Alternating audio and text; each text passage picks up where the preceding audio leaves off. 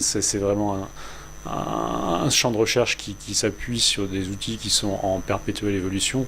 Donc il y a eu beaucoup le séquençage haut débit qui a contribué vraiment à l'émergence de ce champ. Le séquençage à haut débit lui-même étant... Maintenant ça s'est un peu calmé, mais ça évolue continuellement aussi. On arrive à avoir de plus en plus d'informations à des coûts de plus en plus faibles. Et puis on a aussi, ça c'est un point important, des analyses informatiques qui évoluent constamment pour pouvoir justement analyser de façon pertinente toutes ces masses de données qui sont générées par le séquençage. Et puis à côté de ça, il y a tout un tas d'outils très nombreux et très variés. Donc en faire une synthèse, c'est difficile. Je dirais que ça reste de la biologie et on fait appel à tous les outils qui sont disponibles à un temps T pour répondre à une question précise. C'est intéressant de voir tous les acteurs finalement qui travaillent sur toute la galénique, tout ce qui est production et stabilisation des souches en vue d'une administration à l'homme.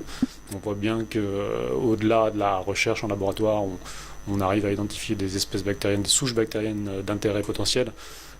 Si on n'arrive pas à en faire des produits d'une façon ou d'une autre, ça n'a pas d'intérêt. Et donc on voit qu'il y a heureusement beaucoup d'acteurs qui vont vers ça, qui s'interrogent sur la meilleure façon de produire ces souches, de les stabiliser en vue d'une administration. Et donc je pense que c'est très prometteur. Là, en l'occurrence, ça permet d'avoir justement cette translation vers l'application chez l'homme ou chez l'animal.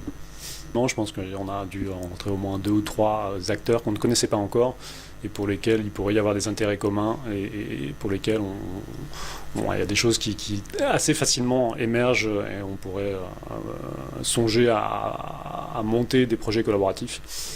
Donc on va suivre ça assez rapidement.